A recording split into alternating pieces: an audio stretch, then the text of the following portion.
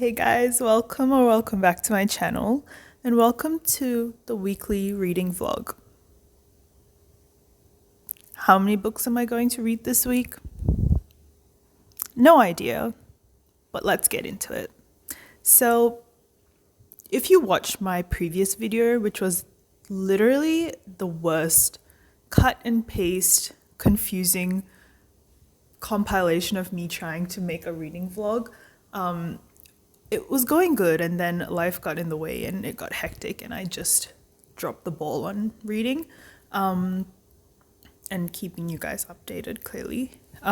But I am currently in the middle of reading a book, so we're going to start with that and then we're going to talk about potential plans, but also like I'm such a mood reader. Like I think I watch these other reading vlogs that people make and they have these intricate TBRs with lists, and I'm like, I wish I could do that and I aspire to be that, but every time I create a list or a TBR, I swear it just motivates me to stray off it. It has to be some sort of rebellious gene inside of me that just can't stick to a TBR. But I'm going to start off with the book that I'm currently around halfway through. And I did talk about it a little bit in my previous video. So the book that was starting this week's reading vlog with, the book that was starting this week's reading vlog with, yes, is Metal Slinger by Rachel Schneider. Very much a book that I went into without knowing anything. It honestly, I was just kind of influenced by TikTok and particularly one YouTuber that I've been watching. I think her name is Maddie Faber. And she was reading it. And so I was like, I'm going to buy it. So I purchased it and I've kind of been in the mood to read fantasy books that aren't a part of this huge world and series just yet. I am in the middle of the Throne of Glass series, so maybe that's why I have fatigue from that, but I know this one is just a singular at the moment, and well, I don't know if it's going to be part of a series, but it kind of feels less daunting to me. I think that makes sense. Yeah. Anyway, so this book follows our main character Bryn, and her people. When I first read this book, I thought they were like pirates that lived on a ship, but actually they live on the ocean. There's no land, but there are like buildings and houses. And I actually have no idea how to picture this. I really struggled with the visualization of this, and I never really have visualization issues, but I don't know if it was the way the author was describing it. There was a moment where I was picturing like Pandora from Avatar.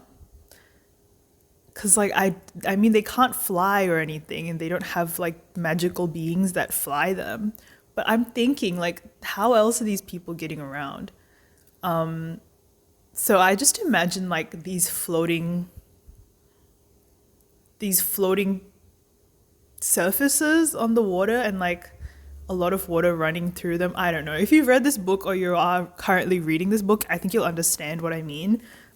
It takes a while to get the visualization down packed, and I still don't fully understand how the island that they live on works, but there is a little bit of romance. I mean, I think it's definitely more plot focused, especially at the moment. I am 219 pages through this, which is about halfway. So yes, it's very plot focused, which I appreciate. And I mean, if you've read the first book in any fantasy series, it definitely really focuses on building the main character and the characters around, and you can always feel like a political warfare brewing.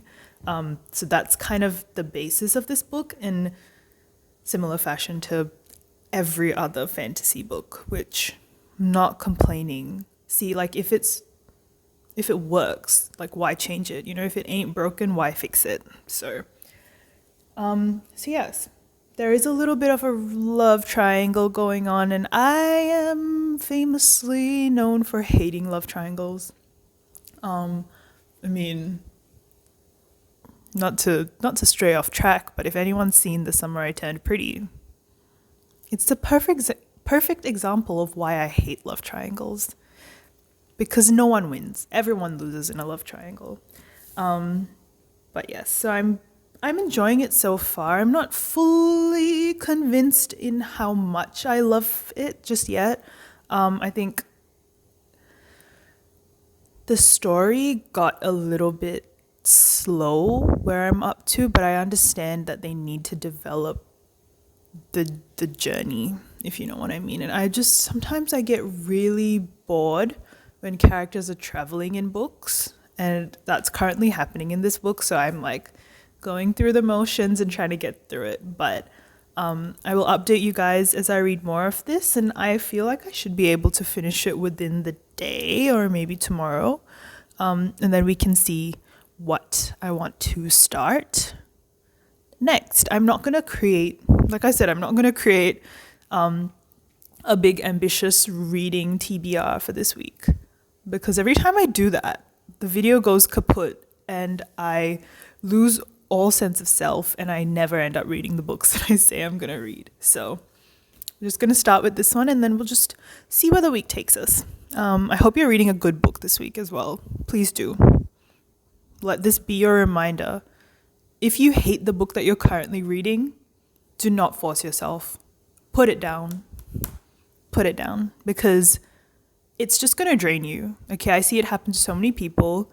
You do not need to read a book that is not fulfilling you. Just drop it and pick up another one. You might come back to this, or it might be a DNF. It's fine. Like, you're not going to love every single book you pick up. It doesn't make sense. So please do yourself a favor, read a good book that you're enjoying. I will see you guys when I have an update. Hey guys, it's the next day. I know I shit talked Metal Slinger a little bit yesterday. I was on page 219 yesterday and I read some last night and I am now on page 181. So I read a good amount last night, and it's safe to say that I take back what I said about it being mid and meh, because I have been thoroughly enjoying it and I did not want to put it down last night, which is always a good sign. They stopped traveling, which is, I think, the biggest part of why I am feeling better about the book. I just don't like the traveling. And I don't want to give a spoiler. Bryn, we'll just call her Bryn, has finally, and Bryn/Joey has finally like realized her power and the extent of her power, which I'm so excited about. So I'm gonna probably finish this today. I'll get back soon, but now I'm excited.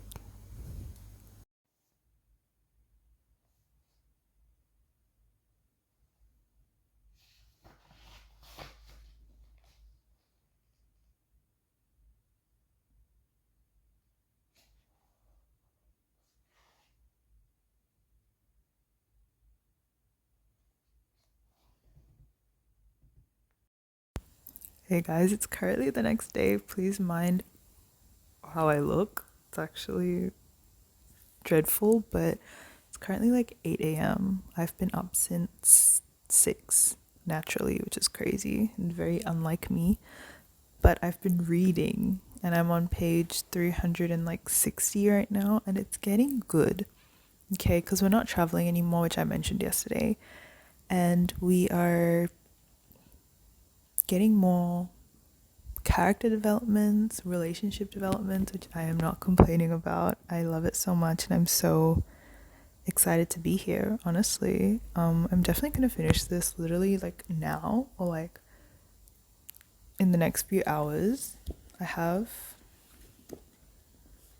about 100 pages left of the book, pretty much 100 pages, so I don't think it will take me too long. Then we will chat about the book and my next read as well. Yeah, it's so early, I can't even believe I'm up. Anyway, I'm back, and to be honest, I realized that I haven't really given like an actual plot update in the story. I have no idea what, like, I don't really want to spoil anything for anyone. I think reading a book for the first time is so beautiful, and I don't know, but at the same time, I don't think anyone really cares if I spoil it, so there will be spoilers. Because I just want to talk about Jovi and Eka. Like, oh my goodness. Firstly, I love that Kai is out of the picture, who is like supposed to be the other part of the love triangle. I'm sure he's going to come back soon, if not at the end of this book. But Jovi and Eka are just, I love them. I also like Jovi. I think she's a more tolerable female character in a fantasy. Usually fantasy leads are not very tolerable to me. And Eka, I mean, when we were first introduced to him at the beginning of the book, what really got me was the nose ring. I love a man with a nose ring. And apparently Jovi does too, because she literally asks him if he's gonna put it back in, which is crazy. Like, sometimes the girlies just have a type. So yeah, I think I've also just like subconsciously pictured him with tattoos. Like, I just kind of use authors' descriptions of characters as like a guideline, which I barely listen to. So, but yes, their relationship is developing, and like, I don't know how I feel about like mates, right? Because every fantasy book seems to have this whole like notion of like a predestined mate for yourself, or like for a person, and like it's very much, to me, always just gives Akata, because I feel like that was the first book I read about it in. But like, if it's not done properly, I feel like it can be quite suffocating even as a reader to be reading about it. So like, I think they've done it okay. There was not really much build up. I mean, like, it was pretty obvious that they were mates, and I don't think it is a huge plot point that the author is trying to like hide or add suspense to. So unless something crazy is going to happen with that, like she gets manipulated, or like they're not actually mates or something crazy like that, then that would be good. But for now, that's all I have to say. I'll be back when I finish the book. I've been reading more of Metal Slinger, and I'm sorry, but this just reiterates my belief that men are stupid, and they will always behave like men. Love Aka, but why would you not tell your soulmate that the woman that you're betrothed to is in the palace, and you've been speaking to her? Why would you? It just doesn't compute in their little brain that it's information that they should be sharing.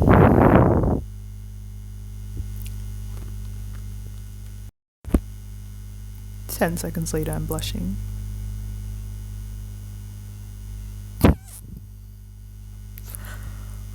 Kissing a girl while she's pissed at you seems to work.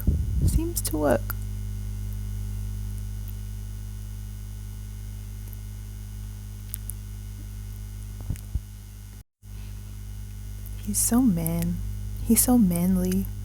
He's so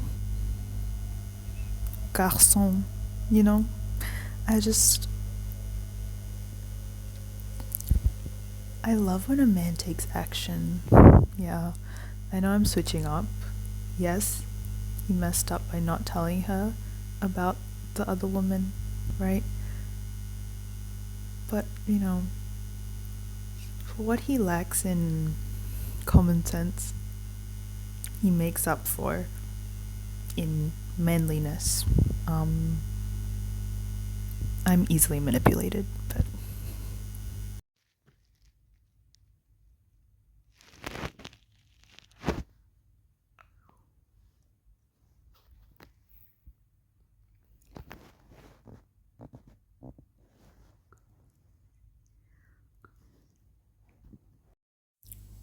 guys, when I tell you this book is emotional damage on a scale I have not experienced in years, okay? I have really was reading this last night and I was sick to my stomach.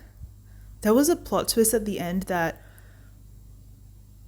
pretty much I could have never saw coming. Never. Never in a million years. All the theories that I had, nothing could have predicted this. I'm gonna need to say things that have spoilers in it. So if you haven't read this and you plan on reading it, which I really highly recommend, click out. Okay? There is a chapter in this book where literally the entire book gets flipped on its head. Turns out Jovi is a big fat bitch, essentially. And she is working with Kai, you know, her man's from the floating island place, okay, the water people. She's working with him, and their whole rebellion is against Akka and his family and that kingdom. She tries to kill his father, the king, which valid, I get that. But she could have played the long game. Okay? Akka mentions she could have played the long game. She is so wildly immature. I just hate this girl so much. She's 23 years old, okay? You need to have some sort of like processing that is telling you that this is a bad fucking idea. And Akka, poor Akka, like I was really sad, okay? Because he was so in love with her and he wanted to marry her and that was his mate, and he spent years and years looking for her. He stuck his neck out getting captured to look for her. He helped her awaken her magic. Like I require a little bit of loyalty, even if you are a part of a rebellion you believe is what's right. I'm just sick to my stomach, okay? I don't even know what to think. Like, when is the next book coming out? I need to look this up because I know this only came out recently. But, even just reliving it, I'm sick to my stomach. I went to bed in absolute shock last night. So, I don't know what to say. I don't know what to do. I'm gonna have a severe book hangover after this book. Because the first half of the book, it was very mid. I was very undecided on it. Then it picked up and the ending was crazy. Just absolute crazy. Wow. Jovi can really square up with me right now because like